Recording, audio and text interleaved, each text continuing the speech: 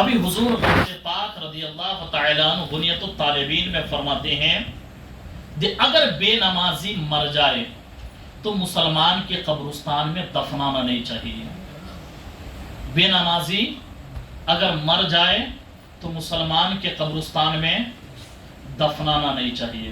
اب کچھ سمجھاتا ہوں، اس حدیث کا مطلب پورا سمجھاتا ہوں میں آپ کو. ایک شخص تھا مدینہ منورہ کے اندر جس نے منت مانگ لی اگر میرا بچہ ہوا تو میں ایک کتے کے ساتھ بیٹھ کے کھانا کھاؤں گا. ایک کتے کے ساتھ بیٹھ کے کھانا کھاؤں گا. ہماری قوم بھی منت مانگتی ہے. عجیب و غریب منتیں ہوتی ہیں ہماری قوم کی، عجیب و غریب منتیں ہوتی ہیں. ارے باپ، ایسی ایسی منتیں پوچھو نہ کوئی اس کی منتوں کا، پورا ستیہ ناش ہماری منتوں کا. اب کچھ لوگوں کو درد بھی ہوتا ہے تھوڑی. اب کچھ لوگوں نے منت مانگ لیا میں زمین ماپوں گا. اب اللہ رحم کرے وہ ماپ کر کے کیا کرتا نہیں معلوم مجھے. ارے باپ، اب اس میں اتنی گندگی، اس میں سور کا پیشاب، سور کا باتھ روم، کتے کا پیشاب، کتے کا گلی چیزاں رہتے لپیٹ ہم ماپ لیتے. اور اس میں جا کر کے کیا کرتے 2 گھڑا پانی ڈال کے درگاہ میں نہاتے. 2 گھڑا مول صاحب نہا رہے. یاد رکھو 2 گھڑا نہیں 100 گھڑے سے بھی نہائے تو انسان پاک نہیں ہوتا جب تک غسل کا طریقہ ادا نہیں ہوتا. غسل میں کتنے فرائض ہیں معلوم ہے آپ کو؟ کتنے؟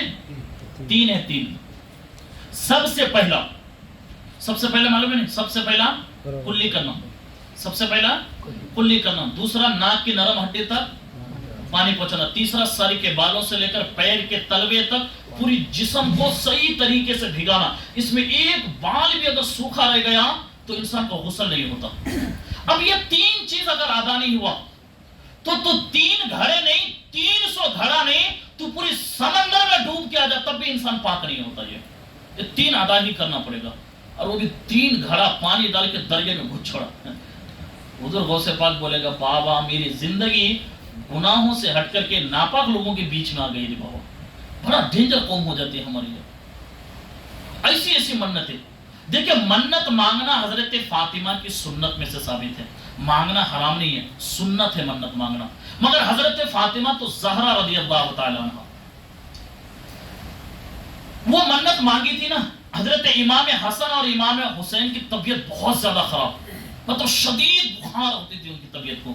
تو انہوں نے منت مانگی تھی اے میرے اللہ اگر میرے حسن اور حسین اگر ٹھیک ہو جائے تو میں 3 دن روزے رکھا کروں گی. 3 دن 3 روزے رکھا کروں گی. میں منت یوں مانگی جاتی ہے. اللہ اگر اولاد نہ دے تو یہ نہ کہو تو میں 100 ناریل پھروں گا. یہ کہنا مولا مجھے تو اولاد عطا کر ساری زندگی میں تیری غلامی میں رہوں گا. قسم خدا کہ اللہ عطا نہ کرے تب کہنا. پھر مطلب منت بھی تو اسی لحاظ میں مانگا جاتا ہے نا.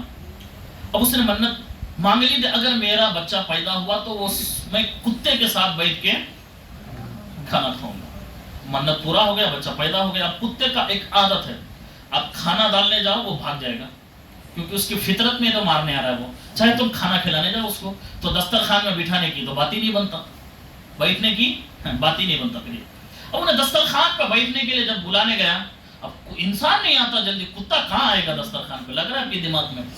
انہوں نے کہا یہ بات حضرت علی رضی اللہ تعالیٰ عنہ تک پہنچی. حضرت علی رضی اللہ تعالیٰ عنہ نے کہا یار منتیں بھی مانگتے ہو تھوڑا سوچ سمجھ کے مانگا کرو، کیا من میں آیا اتنا تھوڑا دیکھ کر کے مانگو. حضرت علی رضی اللہ تعالیٰ عنہ کہ ایک کام کر گھر جا، کھانا بنا، ایک ٹفن میں کھانا لے، یہ مکے کی گلیاں ہیں، ادھر جا دیکھ ان میں سے کون سا ایسا گھر ہے جس میں لوگ نماز نہیں پڑھتے. اس میں سے کون ایسا لوگ ہے جس میں لوگ نماز نہیں پڑھتے. تو کیا کرنا ہے؟ تو کہ ان کے دسترخوان پہ بیٹھ کے 1 لقمہ کھانا تو کھا لینا، 1 لقمہ کھانا کتے کو کھلا دینا. تو کہا آگے کا دل میں تصور کر لینا میں نے ایک کتے کے ساتھ بیٹھ کے کھانا کھایا ہے. حضرت علی رضی اللہ تعالیٰ عنہ نے فرمایا بے نمازی کے ساتھ بیٹھ کے کھانا اس طریقے سے ہے جیسے ایک کتے کے ساتھ بیٹھ کے کھانا کھانا برابر ہے. اب سوچو یہ حضرت علی کا قول ہے. اب دیکھو باپ نمازی ہے، بیٹا بے نمازی. مطلب نمازی کتے کے آگے بیٹھ کے کھانا کھا لیتا بیٹا، باپ نمازی بیٹا بے نمازی ہے. سوچو ہماری قوم کو غرور کتنا ہے، تکبر کتنا ہے. نماز اذان ہوتی ہے، حی علی الصلاۃ، آؤ کامیابی کی طرف، حی علی الفلاح، آؤ منزل کی طرف. الصلاۃ خیر من النوم، نیند سے بہتر نماز ہے. ہماری قوم ٹس سے مس نہیں ہوتی ہے. کچھ لوگوں کا حالات دیکھو، اگر امام صاحب نے اگر 2 منٹ آزان لیٹ کر دی، جس دن 5 منٹ اگر ہو گیا تو بستر میں سے صبح کہتا مولانا 5 منٹ لیٹ ہو گیا تھا، میں کمبل اوڑھ کر کے سن رہا تھا، آپ کا 5 منٹ لیٹ ہو گیا تھا. کتنا بڑا بیوقوف ہے وہ، خود نماز کو نہیں آتا مگر کمبل میں دیکھ رہا ہے 5 منٹ آزان لیٹ ہوا ہے. کہ کس قوم کو کیا کہا جائے؟ بستر میں کہہ رہا 5 منٹ آزان لیٹ ہو گیا. بول سب کا کتنا بڑا بیوقوف ہونا ہے. کمبل میں دکھتا ہے اس کا ٹائمنگ، مگر یہ نہیں دکھ رہا ہے تو پھر نماز چھوڑی ہم نے. ایک چیز ہے میں آپ کو سمجھاتا ہوں. یو پی کے اندر ایک امام صاحب تھا، جو ایک آدمی امام صاحب کے پیچھے ہاتھ دھو کے نہا دھو کے پڑ گیا تھا. کچھ لوگ ہوتے تھے امام صاحب کے پیچھے نہا دھو کے پڑ جاتے ہیں، ہاتھ دھو کے نہیں، نہا دھو کر کے نکالو نکالو نکالو نکالو اس کو. اس نے پڑ گیا ایک دن بولا. اور اب امام لوگوں کی بدقسمتی بھی اسی دن ہوتی ہے. امام صاحب ہر روز نماز کو اٹھتا، جس دن وہ بیچارہ نماز کو آئے گا نا، اس دن امام صاحب کا طبیعت خراب ہو جانی ہے، اس دن انہیں نماز کو نہیں اٹھنا ہے. اور اس دن پورا گاؤں کو ڈاما ڈول، آج نماز کو گیا تھا امام صاحب سو گیا. اس کی بھی تقدیر بڑی خراب بیچارے، کیا کیا جائے. برابر ہے، اس کی تقدیر بھی بڑی خراب. اس دن وہ ہر روز نماز پڑھے گا، انہیں جس دن آنا امام صاحب کا کچھ تو بیماری پڑے رہنا، اس دن پورا گاؤں میں ہلہ. میں نماز کو گیا تھا، امام صاحب سویا تھا کوندہ ڈال کر کے. امام صاحب پوری زندگی بھر کوندہ ڈال میں ہے. اب اس نے کیا کرنا؟ اب سوچو. ایک امام صاحب کو نے ہمیشہ ستانے لگا، تو ایک دن ایسے قوم کے آگے پوچھ لیا، اے تو نے فجر کی نماز پڑھی رہے؟ فجر کی نماز پڑھی؟ تو اس نے کہا ہاں پڑھی. کہا کہاں پڑھا؟ کہا گھر میں. کہا گھر میں پڑھا. کہا کتنی رکعت ہے فجر کی نماز میں؟ کتنی رکعت فجر کی نماز میں؟ اس نے کہا 4 رکعت. کہا 4 ہوئے؟ تو کہا 8 رکعت.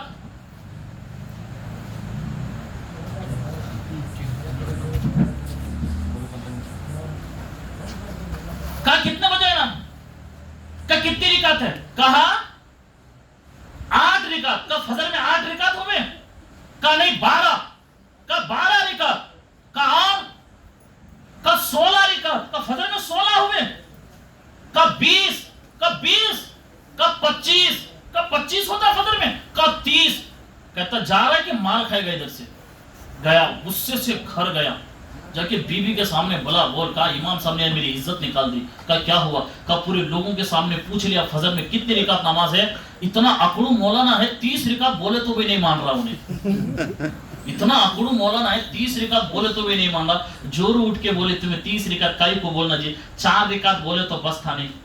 4 رکعت بولے تو بس تھا نہیں. کہتا تو بھی پاگل ہے گے، جو امام 30 رکعت میں نہ مانے وہ 4 رکعت میں مانے کرے گا کبھی؟ وہ 30 رکعت بولے تو نہ مانے، وہ 4 رکعت میں مانے. تو ہماری قوم کو نماز کی رکعتیں نہیں معلوم ہے، مگر امام صاحب کیا کر رہا وہ سب معلوم ہوتے ہیں ہماری قوم کو. ہماری قوم کی کمزوری ہے ہماری. تو سمجھانا اصلاح یہ ہے، صرف نماز ہماری قوم کیا کرتی ہے معلوم ہے. آپ کو اور چیز سمجھاتا ہوں. ابھی 15 منٹ کا وقت ہے، انشاءاللہ ہو تو 2-4 منٹ بڑھ بھی جائے تو پڑھوانی. ابھی بھی سنو، ہماری قوم اسلام کو اسلام کو رشتہ داری میں مت گنو. ہماری قوم رشتہ داری میں گنتی ہے اسلام. اب کوئی اسلام کے خلاف ہی کیوں نہ بولے، ہماری قوم کرتی کیا؟ میرا بابا بول رہا نا میں نہیں بات کرتا ہوں، میرا دادا بول رہا نا میں نہیں بات کرتا. بڑا ہے بھائی. اب بڑا اگر اسلام کے خلاف بولے، اسلام نے بڑوں کی عزت کرنے کے لیے حکم دیا ہے، اسلام کے خلاف بولنے کی عزت کرنے کا حکم نہیں دیا ہے. برابر سمجھو، اس چیز کو سمجھو آپ لوگ. اسلام نے بڑوں کی عزت کرنا لازمی ہے، مگر وہ دین کے خلاف بولے اس کی عزت، کیونکہ آقا علیہ الصلوۃ والسلام نے فرمایا ہے اگر تیرا سگا باپ بھی اگر اسلام کے خلاف بولے تو اس کے خلاف بھی آنا، یہ بھی سنت میں سے ثابت ہے. یہ کہ آقا کی حدیث ہے، آپ اس کے خلاف آ جاؤ، سگا باپ بھی تمہارا اسلام کے خلاف آ جائے. تو ہمیں کیا کرنا ہے؟ دین کے خلاف اگر کوئی بھی بولتا، دیکھو صحیح اور غلط کا فیصلہ کرنا یہ ہمارا کرتویہ، ہمارا دھرم ہے. یہ اب دیکھو مسجد کے بارے میں وہی لوگ زیادہ جانتا جو یہاں پہ آتا ہے. مثال کے طور پہ اگر گھر کے اندر بیوی ہے تو آپ اگر 1 سے 2 مرتبہ گھر جائیں گے تو گھر میں کیا کم زیادہ ہے وہ آپ کو معلوم ہوگا. گھر بیٹھے بیٹھے جورو کو فون کرے کیا کام ہے کہ بتا تو تیرا مردہ نکلے ادھر ہی چمر ادھر نکو آ تو تیرا مردہ ستیہ ناس ہو تو ادھر ہی پھٹ کر کے مت کیڑے پڑ ادھر ہی جا تو میرے گھر کو نکو آ تو کیا وہیں بیٹھ کے پوچھتا کیا گھر کو آ دیکھ کیا کم زیادہ ہے لے کے آ. برابر ہے. جب تک گھر نہیں آؤ گے گھر کی سمسیا آپ کو سمجھ میں نہیں آئے گا. تو جب تک آپ مسجد نہیں آئیں گے تو مسجد کی سمسیا آپ کو سمجھ میں نہیں آئے گا. بس اسٹینڈ میں بیٹھ کے اس کا تذکرہ کروں گا بولے تو نہیں ہونے والی چیزیں. یہ تو پھر ہو گیا نا بیگانے کی شادی میں عبداللہ دیوانے سر کا وہ میں بس اسٹینڈ میں بیٹھ کر کے میرے کو سوب ہونا یہیں بیٹھے بیٹھے بولے تو نہیں ہوتا. پہلے یہاں آنا پڑتا. یہاں جب تک 5 وقتہ نہیں آؤ گے یہاں کی حالات سمجھ میں آپ کو نہیں آئے گا. گھڑی ہے, لائٹ ہے, بتی ہے, چراغ ہے, روشنی ہے, آزان ہو رہی ہے, نماز ہو رہی ہے, نہیں ہو رہی ہے, امام صاحب نماز پڑھا رہا ہے, نہیں پڑھا رہا ہے. آپ بس اسٹینڈ میں بیٹھ کے نیوز نہیں لے سکتے. آپ کو مسجد میں ہی آنا پڑے گا. اس کے لیے آپ کو مسجد ہی آنا ہے. تو سمجھانا یہی ہے کہ آقا علیہ الصلوۃ والسلام نے فرمایا کہ بے نمازی اگر مر جائے تو مسلمان کے قبرستان میں دفنانا نہیں چاہیے. اب کہاں دفنانا؟ اس کے لیے الگ سے ایک شمشان گھاٹ بنانا پڑتا جو چندن کی لکڑیوں میں پیٹرول پھونک کر کے آگ لگا دو اس کو, کیونکہ دفنانا تو حرام ہے. اب اس کے لیے بھی شرط یہ ہے. ہماری میتوں کے لیے بھی الگ الگ کنٹینیو الگ الگ طریقے ہیں ہمارے پاس. ہماری قوم کی حالات یہ ہے کہ باپ نمازی ہے, قبر کھودنے والا شرابی ہے. ہمارے پاس ہے نہیں ہے. باپ نمازی ہے, قبر کھودنے والا شرابی ہے. اب سوچو یار جس کی قبر دنیا ہی میں شرابی کھودے قبر میں اس کا حال کیا ہوگا. پھر کبھی کبھی اللہ نے دماغ دیا نہیں, بزنس کرنے کے لیے دماغ دیا, کھیت میں بھی دماغ دیا, کتنے بوڑا گیہوں پھینکنا, کتنے بوڑا سار پھینکنا, کتنے بوڑا دوائی پھینکنا, اللہ نے سب کا دماغ دیا. اللہ نے اس کا بھی دماغ دیا ہوگا نا, نالج ہے نہیں اس کے اندر بھی. باپ نمازی, باپ تقوی, باپ مسلمان کا قبر کھودنے والا شرابی ہمارا. اور اس کے بعد الگ مسائل. ابھی میں کچھ دن پہلے شاید مجھے فون کرا کسی نے, کہا مولانا مرنے کے بعد میت کا سر کدھر رکھنا چاہیے. وہ بولے یہ ککرے میں لگ بھگ 2-3 سال سے میٹر سنتا ہوں میں نے وہاں بھی جواب دیا اور یہاں بھی جواب دے رہا ہوں. یہ سب سے بڑا مسئلہ ہے اور سب کو اپنا اپنا مفتی بن بیٹھا ہے, الگ الگ مفتی. یہ ہماری قوم کو سب سے زیادہ برباد کرنے والا ایک کچھ گاؤں کے بڑے پڑھے لکھے ان پڑھ لوگ, گاؤں کے پڑھے لکھے ان پڑھ نہیں, ان پڑھ نہیں, پڑھے لکھے ان پڑھ کچھ لوگ جو قوم کو پورا ستیہ ناس تباہ کر چھوڑا ہے. اب سوچو یہ قبلہ ہے نہیں, اس طرف قبلہ ہے. تم لمبا ادھر پیر کر سکتے ابھی جائز ہے, کر سکتے ہیں. آقا نے فرمایا قبلے کی طرف اگر کوئی تھوک دے اس کے پیچھے نماز پڑھنا گناہ ہے. کیا ہے؟ اگر کوئی امام جان بوجھ کے ادھر تھوکتا اس کے پیچھے نماز آپ نہیں پڑھ سکتے. آپ کو حدیث معلوم ہو تو, نہیں معلوم ہے تو آپ پڑھ سکتے. اگر آپ کو حدیث معلوم ہے کہ ادھر تھوکنے والے کے پیچھے نماز نہیں ہوتی تو ادھر پیر, یہ قبلہ ہے اللہ کا گھر ہے, یہ کعبۃ اللہ ہے, ادھر پیر رکھنا حرام ہے مسلمانوں کے لیے, جائز نہیں ہے. ادھر آپ پیر نہیں رکھ سکتے. سوچو دنیا میں اگر پیر نہیں رکھ سکتے تو مرنے کے بعد انہیں کتنا بڑا کام کرے, اس کا پیر ادھر رکھ سکتے ہیں آپ. انسان وہی نہیں انہیں, مرنے والا بھی ہونی چاہیے, زندہ رہنے بھی ہونی چاہیے. جب زندہ رہنے میں, حیات رہنے میں, روح رہنے کے بعد پیرا ادھر نہیں کر سکتا, مرنے کے بعد اتنا بڑا مقام ملے گا پیرا قبلے کی طرف اس کا کہتے ہیں. تو ضروری یہ ہے نہیں سر ادھر پیر اس طرف ہو, کیونکہ دفنایا جاتا جب قبر میں اس کو تو سر قبلے کی جانب ہوتا ہے, اس کا سر قبلے کی جانب ہوتا ہے, منہ قبلے کی طرف ہوتا ہے, اس کا پیرا اس طرف سے دفنایا جاتا ہے. اس طرف سے دفنایا جاتا ہے نہیں, قبر کھودی جاتی ہے اس طرف سے, تو منہ کیا کرتا, قبلے کی رخ ٹرانسفر کرتے اس کا. اگر نہ ہو تو بیچ میں 2-3 پھترے ڈال دیتے اس کی, تب بھی اس کا منہ لگ بھگ قبلے کی جانب کرتے. تو شریعت مصطفیٰ اجازت دیتی ہے کہ آپ وہ کام کریں جو اسلام میں اور شریعت میں جائز دیتا ہو. پہلے علماء کیوں ہیں؟ ابھی اپنے آپ مفتی بن گئے ہیں. اور ایک چیز یاد رکھو، دشمنی دیکھو، اسلام کے دشمن ہماری قوم، میں نے پہلے کہا نا، رشتہ داری دیکھ کر کے اسلام کو فالو مت کرو. میرا باپ ہے، میرا دادا ہے، میرا پردادا ہے، میرا ماموں ہے، میرا جمعی ہے. اب ککرہ میں ہی زیادہ ہے، میرا ماموں، میرا سگا، میرا جمعی، میرا پھپا، ہی چھے مول سب. مطلب کیا ہم کو سمجھانا ہے؟ آپ کو ٹارگٹ نہیں ہے، سمجھا رہا ہوں. اسلام رشتہ داری کا نام ہے. اسلام میں رشتہ داری ہے، رشتہ داری میں اسلام نہیں ہے. برابر ہے؟ اسلام میں رشتہ داری ہے، رشتہ داری میں اسلام نہیں ہے. اگر آپ کے اندر اسلام بہتر ہے تو اس کے اندر رشتہ داری بھی بہتر ہی ہوگا. تو آپ کو سمجھانا یہی ہے کہ رشتہ داری کرو، کیونکہ کربلا میں سب سے زیادہ، یہاں جو سب سے بہتر ماننے والا جو پابند طریقہ ہے اس کو محرم کہا جاتا ہے. برابر؟ سب سے زیادہ ہماری قوم میں دیکھو، ایک چیز میں سمجھاتا ہوں میں آپ کو، ہماری قوم میں کتنا خطرناک کیٹیگری ہے. ڈھول بجاؤ جنات اندر، ڈھول ختم جنات باہر. ہاں، ڈھول بجاؤ، ہر دوسرے آدمی کے اوپر جنات ہے. ابھی ڈھول بجاؤ جنات اندر، ڈھول ختم جنات ختم. وہاں پر 9 دن 10 دن ڈھول بجا، جنات آنگ میں آ گیا. انتظار کرتا، 1 سال میں آ رہا ہوں، 1 قدم آ رہا ہوں، آ رہا ہوں. ڈھول بجا اندر، ڈھول بجا، ڈھول ختم، جنات بھی ختم. لاپتہ 1 سال کے لیے بیچارہ. ہماری قوم کی کیٹیگری دیکھو، ڈھول بجا جنات اندر. ابھی بھی ڈھول بجا لو، کئی لوگوں کے اندر جنات حاضر ہو جاتا. ڈھول ختم جنات ختم. ڈھول کیوں؟ اب میں بھی سمجھتا ہوں وہ بیچارہ جنات ہے کہ ہجرا ہے. ہجرا ہے کہ جنات ہے، سمجھ سے پڑی ہے چیز. تو سمجھانا یہ ہے، سب سے زیادہ ماننے والی جو چیزیں ہیں وہ ہے ماہ محرم. اب ایک چیز خالی یہاں مذاق نہیں لیجیے گا، سمجھ آ رہا ہوں آپ کو. کربلا کے اندر امام حسین کے ساتھ 72 جنے تھے. کتنے جنے؟ صرف 72 جنے. اور یزیدیوں کے ساتھ لگ بھگ 2 روایت، ایک میں 72,000 اور ایک میں 22,000. جس طرف ایمان تھا ادھر صرف 72، اور جس طرف کفر تھا، جس طرف بیماری تھی، جس طرف دھاندلی تھی، جس طرف میں پناہ تھا، جس طرف پبلک کی تعداد تھی، ادھر 22,000 تھے.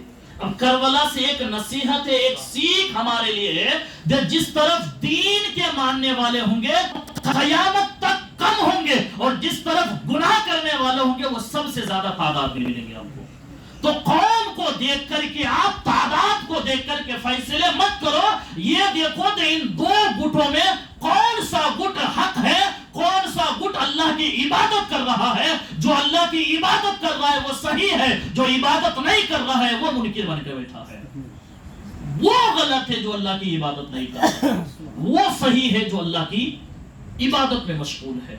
تو اللہ کی عبادت کرنے والا وہ انسان بہتر ہے. جو نمازیں پڑھتا وہ بہتر ہے، جو نمازیں نہیں پڑھتا وہ انسان کبھی بھی اچھا ہو ہی نہیں سکتا. اور امام حسین نے کربلا سے ہمیں یہ نصیحت دیا ہے، گردن کٹا دو مگر نماز نہیں چھوڑنا.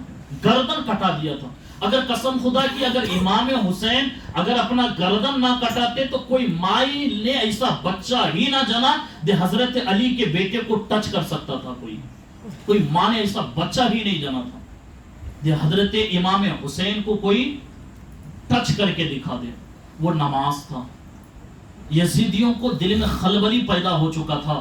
اس تلوار کو اگر نہ روکا گیا تو آج دنیا سے یزیدیوں کا نام و نشان مٹا دیا جائے گا.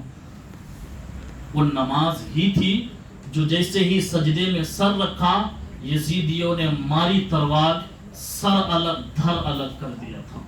وہ نماز ہی تھا. اب دیکھو ایک چیز سمجھاتا ہوں. بے نمازی کی جسم میں جو کوئی نمازی اگر یہ بات کہے جب مجھے امام حسین نظر آتا یا اس کے اوپر کرم ہو امام حسین کا، تو وہ مان سکتا ہوں میں، یہ چیز مانا جا سکتا. دے اللہ کا احسان ہے، وہ اللہ کی عبادت کر رہا ہے، اللہ نے ان کو اتنا پاور دیا، ان کو فالو کرتے، ان کے اوپر نگاہیں کرم ہے، تو اللہ ان کی بشارت میں ان کو نظر آتا. وہ کون جو نمازیں پڑھتا. اب جو جمعہ کچھ نمازی ہوتے ہیں 8 کے گھاٹ کے 360 کے. 8 کے بولے تو جمعہ گھاٹ کے بولے تو میت کی نماز. کوئی مر جاتا نہیں میت میں 900 مسلمان. 8 کے جمعہ گھاٹ کے میت کے 360 کے عید اور بقر عید کے. انہوں نے کہا اگر امام حسین کی حاضری میرے اندر، پہلا مارو پھٹنک مارو ان کو. کئی کو بولو جس نے پوری زندگی نماز کی بدولت 6 مہینے کا ننھا علی اصغر، کتنے مہینے کا؟ صرف 6 مہینے کا. اتنا سے 6 مہینے کا ننھا علی اصغر یہاں تیر چبھا تھا قسم سے. یہاں تو بڑا درد آتا ہے دل میں. بولتا ہوں میری آواز کڑک ہو کا الگ مسئلہ ہے، مگر جب بولتا ہوں تو دل بھرتا ہے ان کا نام لینے سے. یہاں 6 مہینے کے بچے میں یہاں چبھا تھا نا حلق، تو امام حسین کی پھسلی میں جا کے تیر چبھ گیا تھا. پھسلی میں جا کر کے تیر لگا تھا. سوچو 6 مہینے کا ننھا علی اصغر کو شہید کرا صرف اسلام کے خاطر، اسلام کو بچانے کے خاطر، اسلام کی جھنڈے کو اوپر رکھنے کے خاطر، کسی شرابی کے ہاتھ میں اسلام کو برباد کرنے کے لیے نہیں. سب سے زیادہ قوم کی تباہ و بربادی کچھ ہمارے ہی لوگ کرتے ہیں. ہمارے لوگ جب تک اسلام کو برباد نہ کریں اسلام برباد ہو ہی نہیں سکتا. کیونکہ راون کے لنکے کو آگ لگانے کے لیے اس کا بھائی کی ضرورت تھی. کیونکہ جب راون کے اندر لنکے کے اندر جب ہنومان آیا تھا نا تو آنے کا راستہ سب کو معلوم تھا، باہر جانے کا راستہ کسی کو بھی نہیں معلوم تھا، کسی کو بھی نہیں معلوم تھا. اس کا بھائی تھا ایک دریودھن، کمبکرن کا چھوٹا والا بھائی، کمبکرن کا چھوٹا تیسرا والا بھائی راون کا، جس کو دریودھن کہا جاتا تھا. اس کو معلوم تھا کیونکہ خاندان تو وہی تھا اور وہ رام جی کا بھکت تھا. انہوں نے کہا تھا کہ راون میں آنے کا راستہ یہ ہے اور جانے کا راستہ مجھے معلوم ہے، کیونکہ اپنا بھائی ہی سگا راون کو آگ لگانے کا کام کرا تھا. تو اسلام کو برباد اور بدنام کرنے کے لیے کوئی الگ آدمی نہیں کر سکتا، تب تک مسلمان نہیں کرتا تب تک ہو ہی نہیں سکتا اسلام بدنام. کیونکہ اسلام کے ہی ماننے والے اسلام کو بدنام کرتے ہیں. اگر اسلام کو فالو نہ کیا جائے تو قسم سے اسلام کا اگر ماننے والا بہتر ہو تو اسلام کو کوئی ٹچ ہی نہیں کر سکتا. تو کوشش سمجھ کر کے کریے، اللہ سے دعا کیجئے، اللہ تبارک و تعالی ہمیشہ ہم سب کو آپ کو دین کے دائرے پہ چلنے کے اللہ توفیق دے. ایسے گناہوں سے دور رہو. جب مر جائے نا کوئی، یار ایک کام کو آخری چیز سمجھا تو ٹائم ہو گیا ہے میرا، مگر سمجھانے کا مطلب یہ ہے جب کوئی مر جائے نا تو یار پوری میت رکھ کر کے کوئی ضرورت نہیں ہے پتہ شراب کھیلنے کا. یار وہ مر گیا بیچارہ، اس کو الگ چھوڑو، تم نہ جا کے چھوڑو، تم نہ جا کے سو جاؤ، انہیں بتج پڑھنے رہے. اس کو صبح اس کی میت کرو، قبر کھودو، مردہ نکالو اس کا، مگر اس کے بازو میں بیٹھ کر ایسے کام مت کرو تو یار اس کو دنیا ہی میں عذاب ملے، اس کو موت سے پہلے اس کی میت پہ عذاب ملتا. تو کوشش ایسے کام نہیں کریں گے نا انشاءاللہ نہ کرو، مت کرو یار. مرنے والے کو بڑی تکلیف ہوتی. تمہاری مر جاؤ، تمہارے سامنے اگر تمہارا باپ مر جائے، تم ان کے سامنے پتے کھیل تو شرم بھی آنی چاہیے نا یار. کبھی سوچو غم کے موقع پہ خوشی نہیں ہونی چاہیے. تو کوشش کرو، اللہ سے دعا کرو کہ ایسی چیزیں نہ کرو. اللہ تبارک و تعالیٰ سے دعا ہے مولا پروردگار عالم بولنے سے زیادہ عمل کرنے کے توفیق و رفیق عطا فرمائے. ایک مرتبہ پڑھے جب توبہ استغفر اللہ ربی من کل ذنب و اتوب الیہ. ایک مرتبہ پڑھے جب حق لا الہ الا اللہ محمد رسول اللہ.